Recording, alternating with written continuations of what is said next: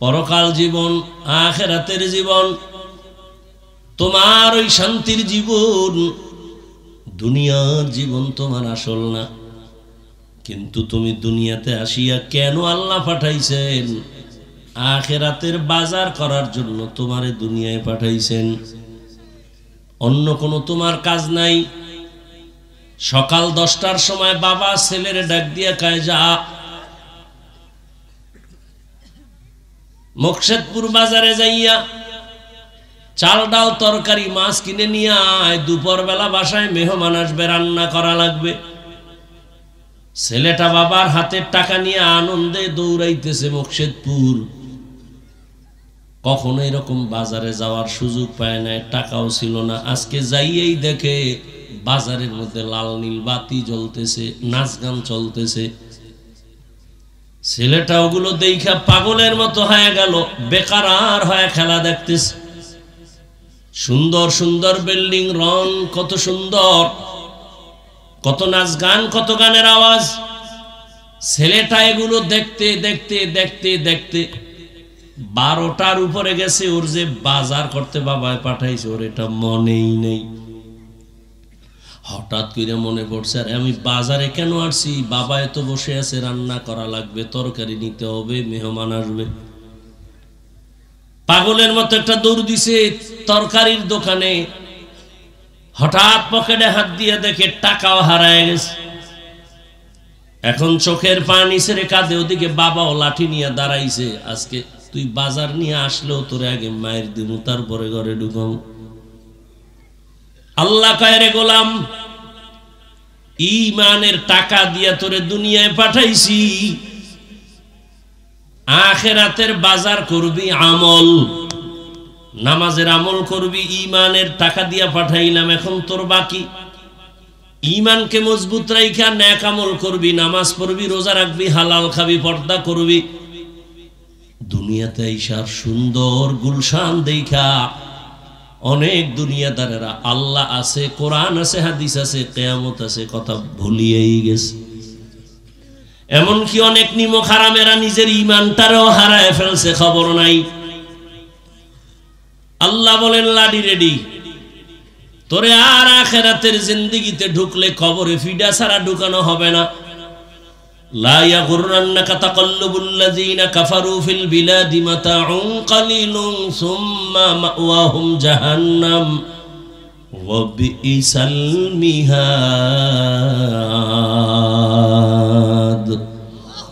বেঈমান কাফেরের গুলশান বনানি দেখে পাগল হইস না। রহমতের নবী একটু আগেই বলেছি, আমার আল্লাহ তার এত পরিমাণ মুহাব্বত করতেন। আমার আল্লাহ, যেই নবীর কোনো গুনাহ নাই, নবী যদি দোয়া করতেন, হে মালিক উহুদের পাহাড়টাকে স্বর্ণ বানায় দাও, মুহূর্তে আল্লাহ স্বর্ণ বানায় দিতেন। কিন্তু রহমতের নবী উল্টা দোয়া করছেন, হে আল্লাহ তুমি আমারে গরিবী হালাতে বাঁচাইও, গরিবী হালাতে মরণ দিও, কিয়ামতের দিন গরিবদের সাথে আমার হাসর করাইও। দেখছেন নি, যে নবীর জন্য আল্লাহ নিজে আসল আশেক, যে নবীর সামনে পেছনের গুনাহ মাফ, যে নবীর চেহারা মোবারকে একটা দৃষ্টি দিলে জাহান্নামের আগুন হারাম, যে নবী রাস্তা দিয়ে যখন চলেন দুপার্শ্বের গাছ নত হয় রাসূলকে সালাম দেয়, নবী যেখানে কদম দেন দীর্ঘ বছর পর্যন্ত ওই জায়গা থেকে মিশকের ঘেরান। আম্মা জান আয়েশা রাদিয়াল্লাহু আনহা বলেন, আমি সন্ধ্যাবেলা আমার হুজরার মধ্যে আমি সুই নিয়ে সেলাইয়ের কাজ করতেছিলাম, হঠাৎ আমার চেরাগের তেল শেষ, বাতি বন্ধ, অন্ধকার, সুই পড়ে গেল। আমি সুই, চিকন সুইটা কই পাবো? আমি বসে আছি। এশার নামাজ আনতে রহমতের নবী আমার ঘরে আসছেন, আর পুরা হুজরাটা রহমতের নবীর আলোতে আলোকিত হয়ে গেল। আমি খুঁটির গোড়ায় সুইটা পেয়ে হাতের মধ্যে নিয়ে নিলাম। রহমতের নবীর শরীর মোবারকের ঘাম আমি বোতলের মধ্যে ভরে রাখতাম, আর বড় বড় অনুষ্ঠানে রহমতের নবীর ঘাম আমরা আতর আর মেশক হিসাবে ব্যবহার করতাম। সেই নবী আল্লাহর কাছে না চাইলে কি না দিতেন আমার আল্লাহ, অথচ সেই নবী দ্বীনের জন্য পেটে পাথর, একদিন না 3 বছর পর্যন্ত নবীর আপন বংশের দুশমনেরা শিয়াবে আবু তালিবের মধ্যে গৃহবন্দী করে পানি দেয় না, খানা দেয় না। নবী গাছের পাতা সিরা সিরা খাইয়া খাইয়া পেটের ক্ষুধা নিবারণ করে। রহমতের নবী চোখের পানি ছেড়ে কাঁদেন, আল্লাহ এমন পরীক্ষায় ফালাইছো, আজকে মাও নাই যে মাকে বলবো একটু দোয়া করিও, আমার আব্বাও নাই, দুনিয়াতে এসে একবার আব্বা বলে ডাক দিতেও পারি নাই। এরপরও তুমি যা পরীক্ষা করো পাশ করাইয়া দিও, দুনিয়ার লোভ যেন আমার আকৃষ্ট করে না পারে। ও গরিবেরা, নবী বলে বড় লোকের বাড়ি গাড়ি দেখে আফসোস করিস না, কিয়ামতের দিন বড় লোকের 500 বছর আগে গরিব তুই জান্নাতে চলে যাবি।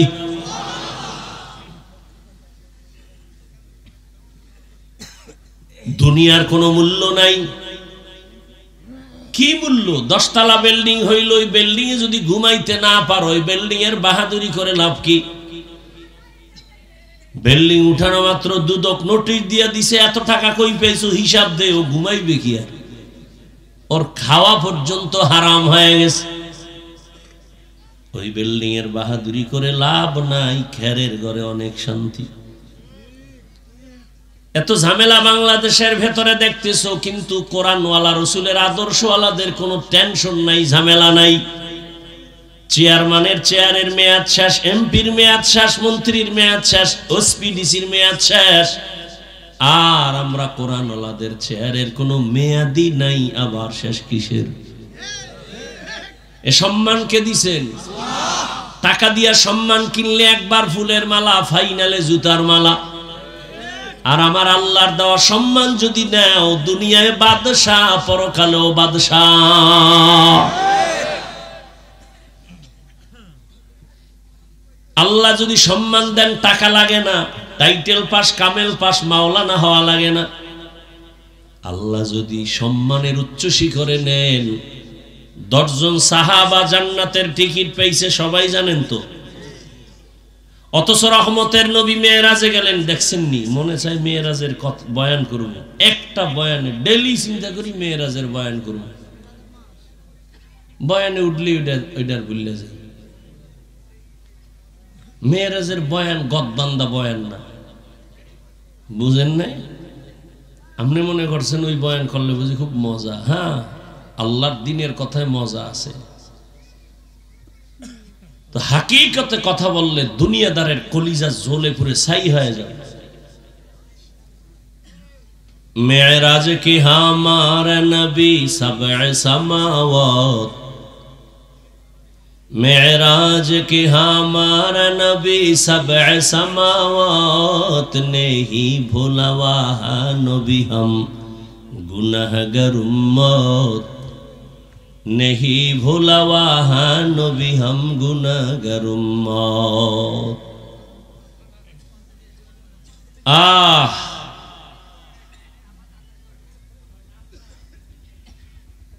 रहमतेर नबी के आमार अल्लाह এত কঠিন পরীক্ষা নিলেন, দুনিয়ার আর কোন নবীর পরীক্ষা এত কঠিন হয় নাই। কারণ ছাত্র যদি ভালো হয়, তার প্রশ্ন তত কঠিন হয়। ছাত্র দুর্বল, প্রশ্ন দুর্বল। এরে আল্লাহর আশিক, মহামারী করোনা আঙ্গুল দিয়া দেখায় দিছে, দেখ শুধু বাংলাদেশ না, ইন্ডিয়া না, রাশিয়া, আমেরিকা না, সারা দুনিয়ার পরাশক্তি সব মাস্তানেরা মাথা নত করে ফেলেছে। ব্যবসা বন্ধ, চাকরি বন্ধ, ফ্যাক্টরি বন্ধ, দোকান বন্ধ। স্কুল বন্ধ, কলেজ বন্ধ, সব সব সব বন্ধ। তাকাইয়া দেখছো নি না ভুইলা গেছো রে বাঙালি মুসলমান যে একটা মাদ্রাসাও কখনো বন্ধ হয় নাই। ট্রিপল মার্কস লাগাইছে, ট্রিপল মার্কস। কুলাঙ্গার দুই সন্তান, শিক্ষিত কুলাঙ্গার, বাবারে করোনায় ধইরাই মাইরে ফেলাইছে। কুলাঙ্গার দুই শিক্ষিত সন্তান ট্রিপল মার্কস লাগায় বাবার কাছে যায় না, মরবেই ভয়ে। এলাকার গরিবের ডাক দিয়া কয় টাকা নে, লাশটা রাস্তায় ফালায় দিয়ায়। এলাকার লোকে টাকা নিয়ে রাস্তায় লাশ ফালায় দিস। ইতিহাস ভুলিস না রে জাতি। ওই কুলাঙ্গার দুই শিক্ষিত সন্তান দরওয়াজা জানালা বন্ধ করে ঘুমাইলো, একবারও গিয়ে দেখলো না বাবার লাশের জানাজা কি হলো নাকি লাশটা কুকুরে খেয়ে ফেললো, খবর নেয় নাই। এই 10টা সন্তান জন্ম দিয়ে লাভ কি যদি কুলাঙ্গার হয়?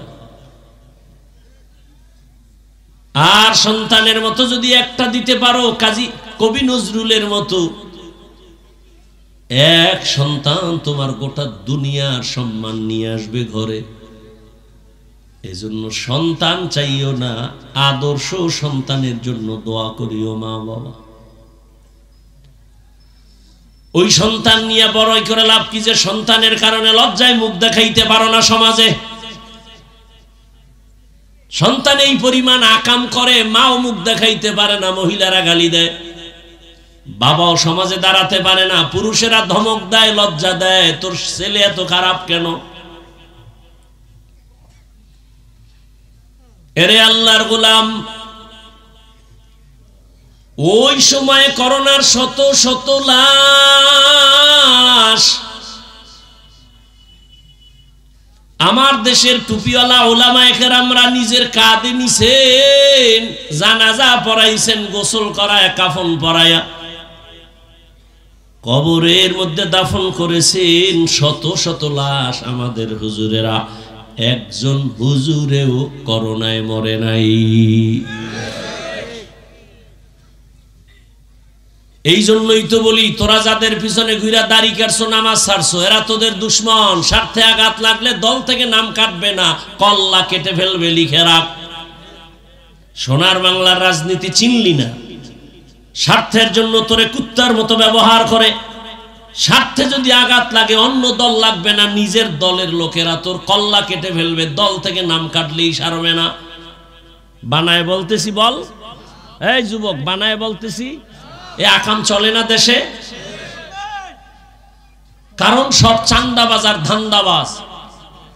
একমাত্র এই জাতির জন্য কলিজার আপন হলো উলামায়ে কেরাম। ছাত্র জনতার আন্দোলন, উলামায়ে কেরাম নিজে ময়দানে নামছেন, ক্ষমতার জন্য নামে নাই। উলামায়ে কেরাম কোনোদিন কারো জন্য বরদোয়া করে না। আমাকে একটু বলো বাবা, তুমি তো অনেক বুদ্ধিমান, আমরা তো বোকা। যারা সরকারি চাকরি করে, বেসরকারি চাকরি করে, তাদের ডিউটি কয় ঘন্টা? কথা কয় ঘন্টা? সর্বনিম্ন বেতন কত?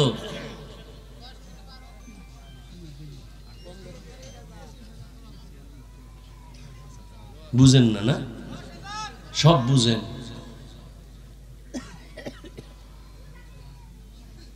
8 ঘন্টা ডিউটি, বেতন 20,000, টেবিলের নিচে আরো কত মুক্তার দানা ঘুরে। এবার ইনসাফ, আল্লাহ আকল দিছে, কুত্তা শুয়ারের আল্লাহ ভালো মন্দ যাচাইয়ের আকল দেয় না, মানুষকে দিছে। বলেন তো, ইমাম সাহেব যে মসজিদের ডিউটি করে কয় ঘন্টা, বেতন কত? আল্লাহর কাছে এই জুলুমের কি বিচার নিবেন, হিসাব করেন তো। এর থেকে আর জুলুম কি হতে পারে বলেন?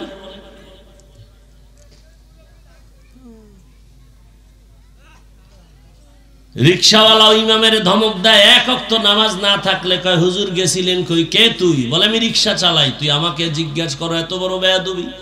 বলে মাসে 5 টাকা বেতন দেই, তার পাওয়ার। সভাপতি দেয় মাত্র 100, সেক্রেটারি দেয় 50, তাও ঠিক মতো মাসে মাসে দেয় না। চাইতে গেলে একজন সেক্রেটারিরে বেতন যখন চাইছি কয় আমার ঘরে চাল নাই। কি নেই?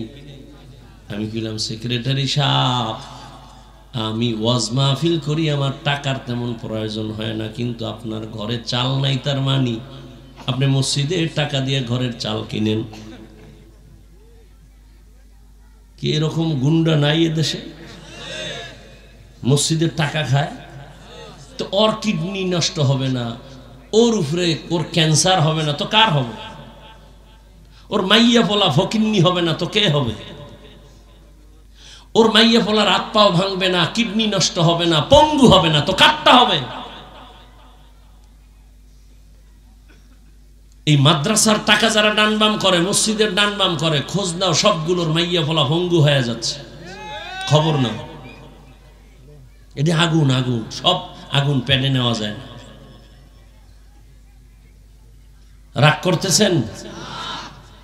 মরে গেলে আর বলনেওয়ালা, এই লাইনে আমি যদ্দূর বলি আমি মরে যাব আর বলবে না।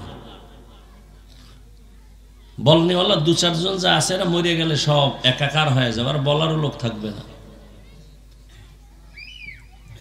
আল্লাহ হেদায়েত দান করুন। ইয়া আইয়ুহাল্লাযীনা আমানুত্তাকুল্লাহা ওয়াল তানজুর নাফসুম মা কদ্দামাত লিগাদিন ওয়াত্তাকুল্লাহ। এরে আমার কলিজার যুবক, কয়দিন আর যৌবনের বাহাদুরি করবা? যৌবনী নেই, বাহাদুরি করবি কসু। তোকে পিছে মাইয়েরা ঘুরে না, টাকার জন্য ঘুরে, তোর জন্য ঘুরে না। কয় না হুজুর কসম খেয়াল আইস। আমি কি সিরিয়াল কত? কয় কেমনে কম? আমি কি তোরটা কত? কয় 3। মাইয়ার সিরিয়ালও 3।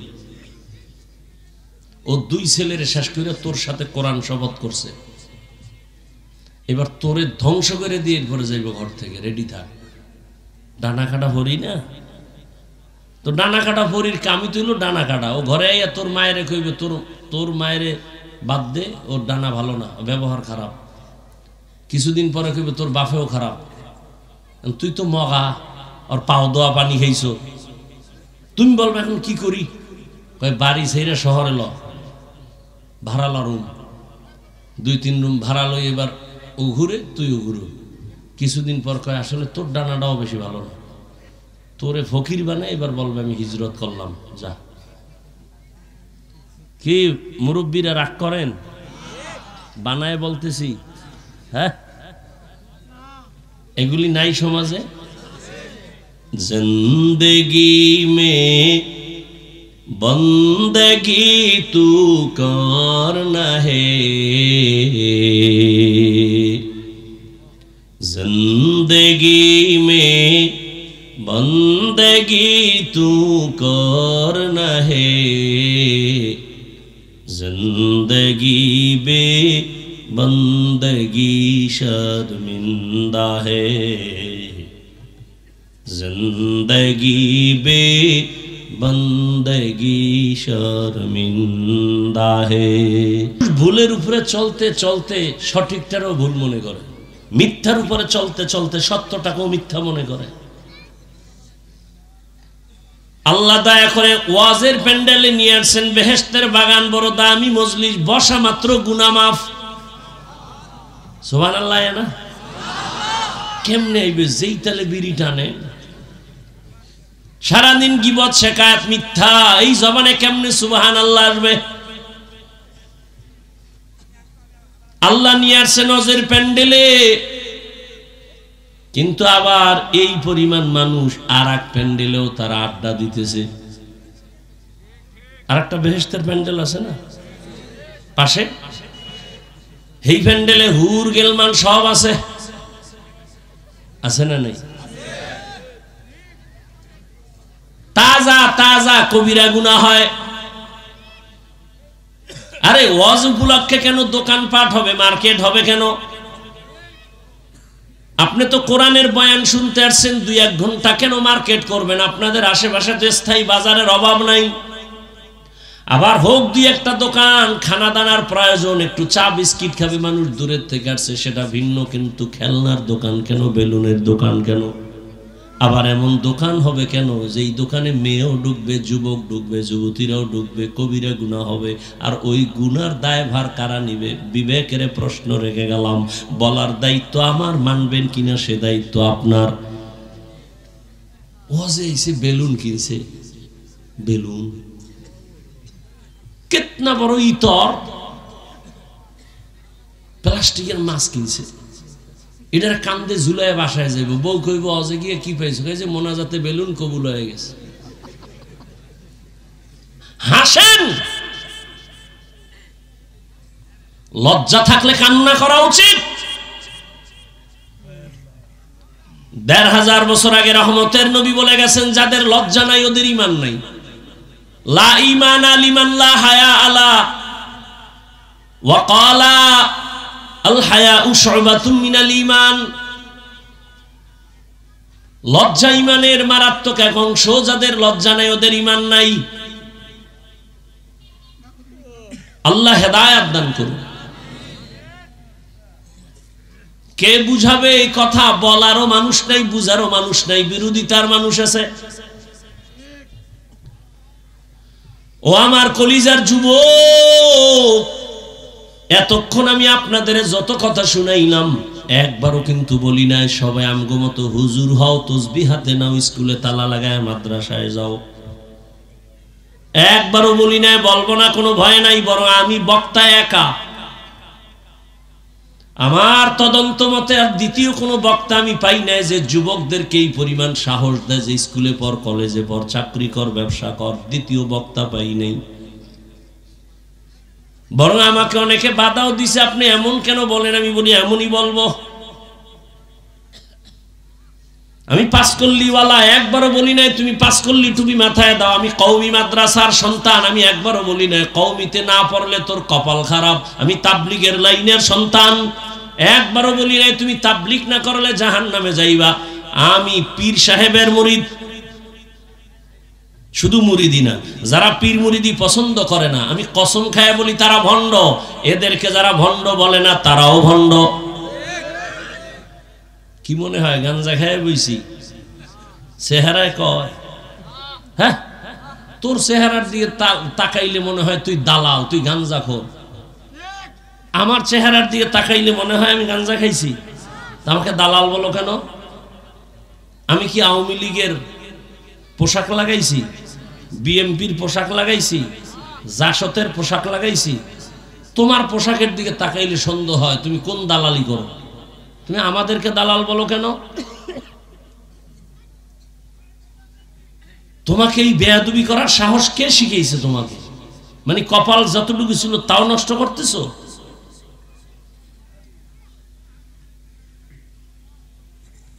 আমি পীরের মুরিদ, কিন্তু একবারও বলি নাই পীরের কাছে আপনারা না গেলে জাহান্নামে যাবেন। কি বলতে চাই এবার শুনো।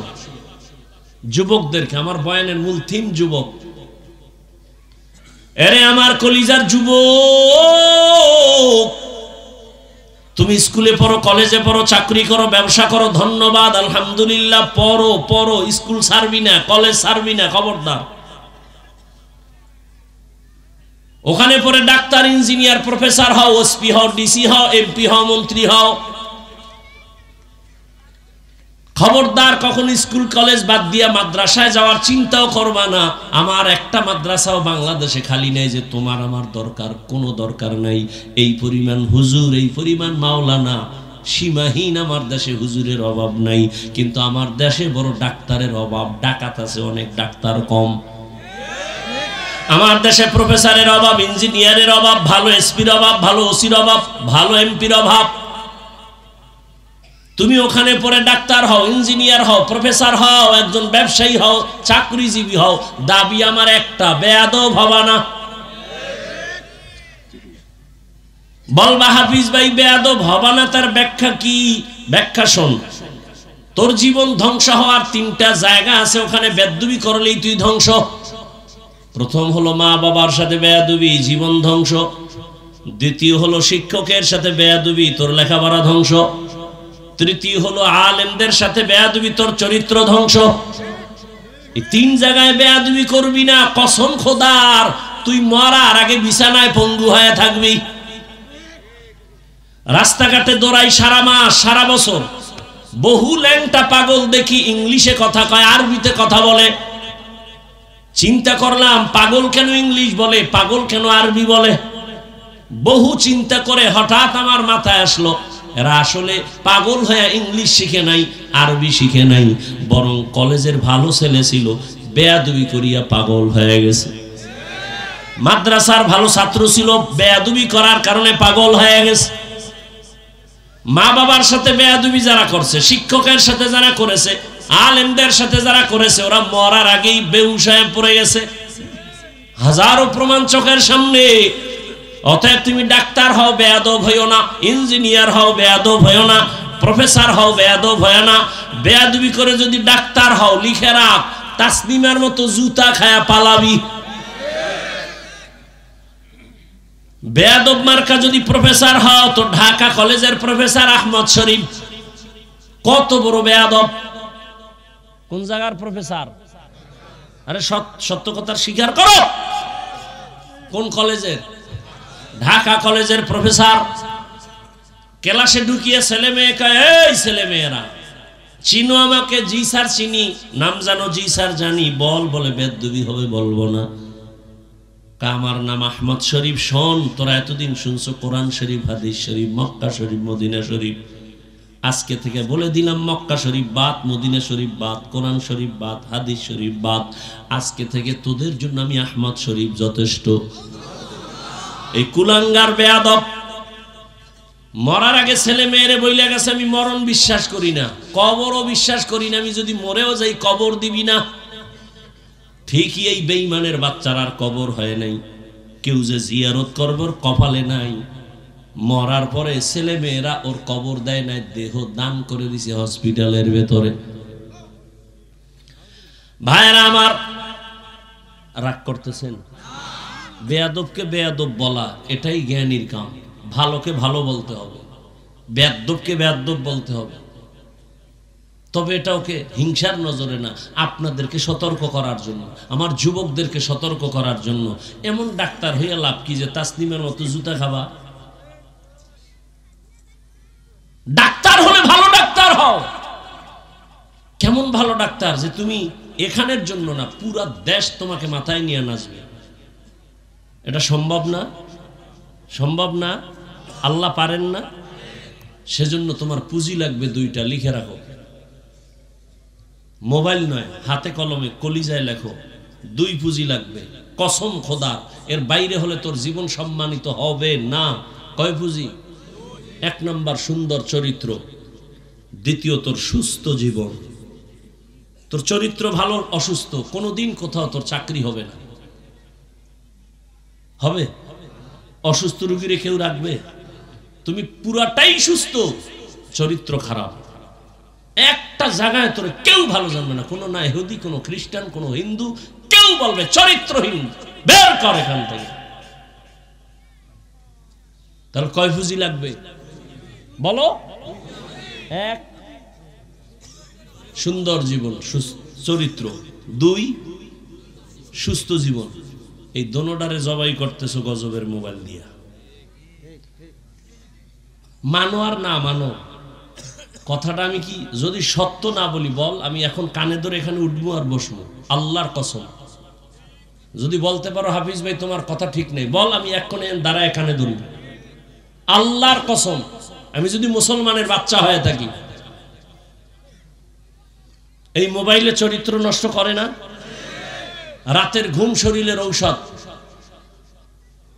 রসুলও বলছেন, আল্লাহ বলছেন, আর সারা দুনিয়ার চিকিৎসা বিজ্ঞানীরা একমত, রাতের ঘুম শরীরের শুধু ঔষধ নয়, মহা ঔষধ। কিছু রোগী শুইয়া ঘুমাইয়া উঠা সুস্থ, কিছু সুস্থ রোগী ঘুমের থেকে উঠা অসুস্থ। ঘুম শরীরের মহা ঔষধ। তবে সন্ধ্যা রাতের ঘুম নয়, শেষ রাতের ঘুম নয়, মধ্যরাতের ঘুম। লিখবি গুগলে, আকাম করো কা মোবাইল দিয়ে, ভালো কাজ করা যায় না? কত তথ্য আছে গুগলের ভেতরে। ইউটিউবে ঢুকে আকাম করো কেন? ইউটিউবে লিখবি সৌরজগৎ কিভাবে তৈরি হলো, সৌরজগতের রহস্য, লিখে সার্চ দে। এবার খাতা কলম লেখ, 20 বছর খালি লিখতেই থাকবি। কুল কিনারা ভাবি না খুঁজতে খুঁজতে। ব্রেন কেমনে মানুষ তৈরি করলো, আল্লাহ বানাইলো, এটা নিয়ে গবেষণা কর।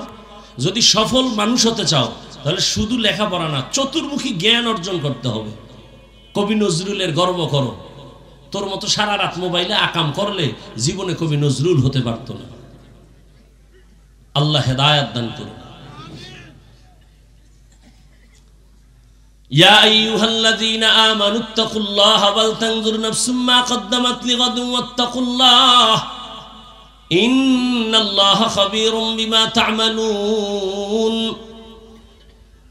আল্লাহকে ভয় করো, সামনের জীবনের সম্বল সঞ্চয় করো।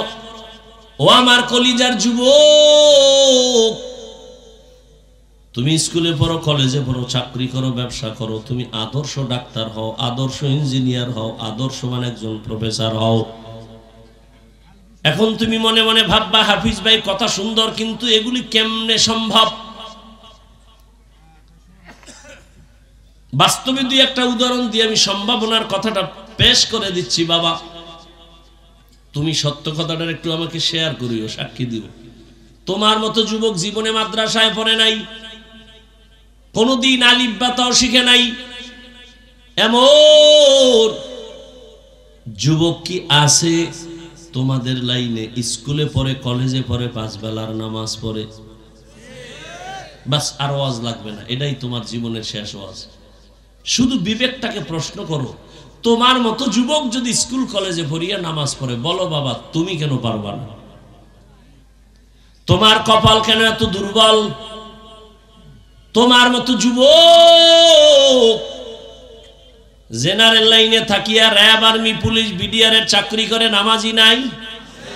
ওসি, ডিসি, এসপি নামাজ পড়ে, এমপি, মন্ত্রী, মেম্বার, চেয়ারম্যান নামাজি, দাড়িওয়ালা, ব্যবসা করে, চাকরি করে, তুমি কেন পারো না?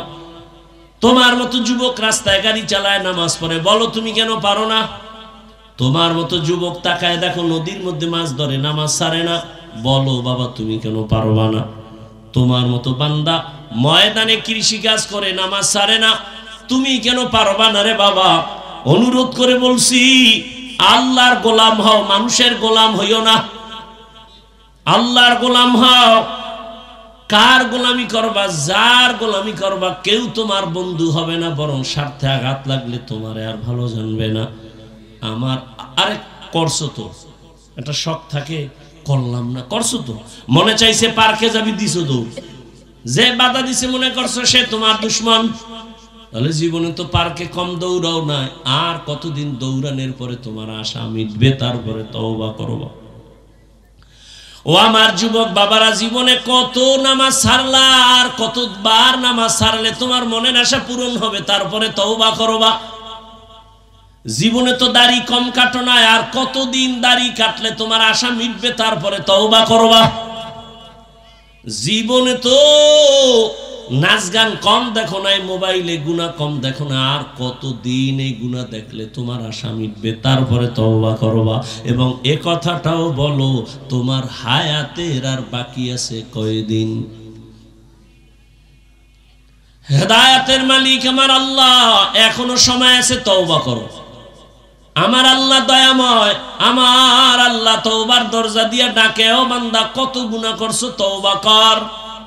মনে মনে যদি বলতে পারো, হে মালিক আর নামাজ ছাড়বো না, দাড়ি কাটবো না, বেপরদায় চলবো না, মা বাবার দোয়া নিয়ে আগাও। ও পর্দার আড়ালের আম্মা জান, বোনেরা, এতক্ষণ আপনাদের সন্তানদের জন্য যেই পরিমাণ কথা বললাম, আপনাদের দোয়া না থাকলে এগুলো কোনোদিন বাস্তবায়ন হবে না। কারণ গাছ ভালো হলে ফল ভালো হবে, আম্মা জানের দোয়া থাকলেই তো ওই গর্বে নেককার সন্তান আসবে। এরে আম্মা জান, এ দুনিয়ায় যত ভালো সন্তান আছে আপনাদের কারণে, আপনাদের অবদানে। ডাক্তারের ব্যবহার ভালো, মায়ের অবদান। এসপি সাহেবের ব্যবহার ভালো, মায়ের অবদান। চেয়ারম্যানের ব্যবহার ভালো, মায়ের অবদান। দুনিয়াতে যত ভালো সন্তান, মায়ের অবদানের কারণে। রে আম্মা জান, এই কারণেই তো আপনাদের সম্মান অনেক বেশি। আপনারা নবীদের মায়ের মতো মা, সাহাবায়ে কেরামদের মায়ের মতোই তো মা। আপনারা তো খাদিজা রাদিয়াল্লাহু আনহার মতো দামি নারী, ফাতেমা রাদিয়াল্লাহু আনহার মতো নারী, আয়েশা রাদিয়াল্লাহু আনহার মতো দামি নারী। এরে আম্মা জান, এই অঞ্চলে কি আপনার মতো কোনো মা নাই? পর্দা করে, নামাজ পড়ে, মোবাইলে সময় নষ্ট করে না, সন্তানগুলো আদর্শওয়ালা বানানোর চেষ্টা করে, স্বামীর মাল পর্যন্ত হেফাজত করে। এরে আম্মা জান, আপনি কেন পারবেন না? এখনো সময় আছে, তওবা করেন। 2 মিনিট একটা ঘটনা বলেই মোনাজাতের দিকে যাব। আমার পরে ওয়াজ করবে কেউ? মদিনাতুল মুনাওয়ারা থেকে আল্লাহ পাকের এক প্রিয় বান্দা আসেন ভারতে।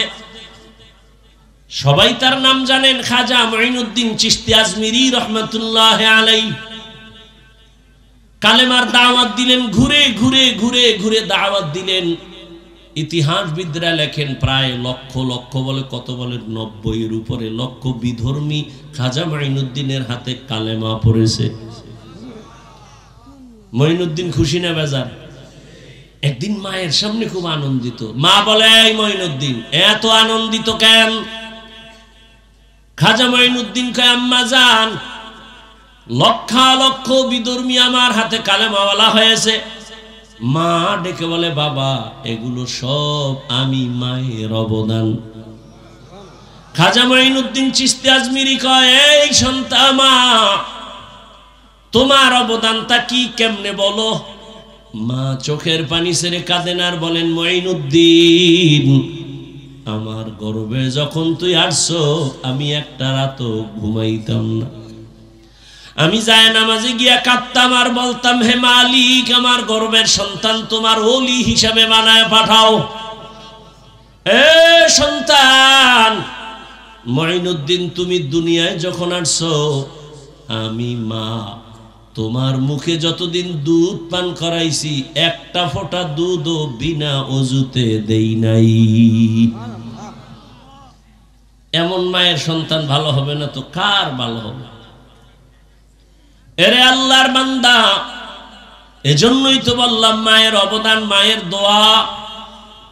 অতএব আম্মা জানদের বলবো, এখনো সময় আছে, তওবা করেন।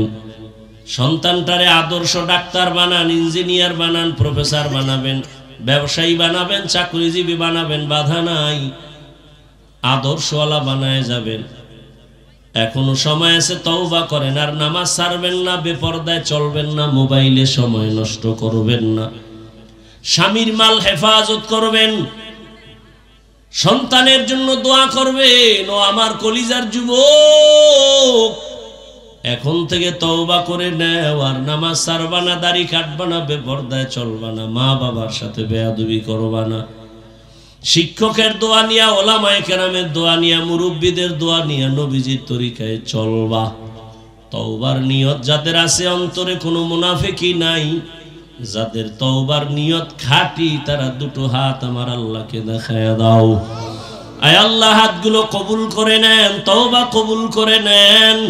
তওবার উপরে মজবুত হইয়া চলার তৌফিক দান করেন, আমিন। আলহামদুলিল্লাহি রাব্বিল আলামিন। والصلاة والسلام على سيد الأنبياء والمرسلين وعلى آله وأصحابه أجمعين. يا أرحم الراحمين، يا أرحم الراحمين، يا أرحم الراحمين. رب ارحمهما كما ربياني صغيرا. اللهم إنك عفو كريم تحب العفو فاعف عنا. اللهم إنا نسألك رضاك والجنة ونعوذ بك من سخطك والنار. খোদায়ার মালিক, এ মাহফিল আপনি কবুল করে নেন, মাদ্রাসা কবুল করে নেন, এলাকাবাসী কবুল করে নেন, ঘরে ঘরে শান্তি দান করেন, কামাই রুজি ব্যবসায় বরকত বাড়ায় দেন। আয় আল্লাহ, নবীজির সুন্নাতওয়ালা জিন্দেগি দান করেন, নবীজির রওজা মোবারক বাইতুল্লাহ জিয়ারতের জন্য কবুল করেন, সারা দুনিয়ায় শান্তি দান করেন, বাংলাদেশ শান্তির দেশ বানায় দেন, জালেমদের জুলুম থেকে দেশ হেফাজত করেন। আয় আল্লাহ, আমাদের সুন্নাতওয়ালা জীবন দান করেন, নবীজির রওজায় গিয়া সালাম দেওয়ার তৌফিক দান করেন। বাইতুল্লাহ জিয়ারতের জন্য কবুল করেন। আয় আল্লাহ মা বোনদের আবেদা পর্দাওয়ালা বানায় দেন, সন্তানগুলো নেককার বানায় দেন। আয় আল্লাহ আমার কলিজার প্রত্যেকটা যুবকের দিনের খাদেম বানায় দেন, আদবওয়ালা জিন্দেগি দান করেন। আয় আল্লাহ আদর্শ জিন্দেগি দান করেন। আয় আল্লাহ মেহেরবানি করে বেয়াদবির থেকে আমাদেরকে হেফাজত করেন। আয় আল্লাহ আপনার খাস ওলিদের বন্ধু বানায় দেন। আয় আল্লাহ অভাবীদের অভাব দূর করে দেন, ঋণ আদায়ের ব্যবস্থা করে দেন। আয় আল্লাহ ঘরে ঘরে শান্তি দান করেন। আয় আল্লাহ তাআলা আমরা যারা হাত তুলেছি জানি না ময়দানে কারা ইয়াতীম, মা বলে ডাকবে না, বাবা বলে ডাকবে না, বড় অসহায়। কবরস্থান থেকে দোয়া চায়, ও সন্তানেরা ওই মা বাবারে ভুলিয়া কেমন করে ঘুমাও।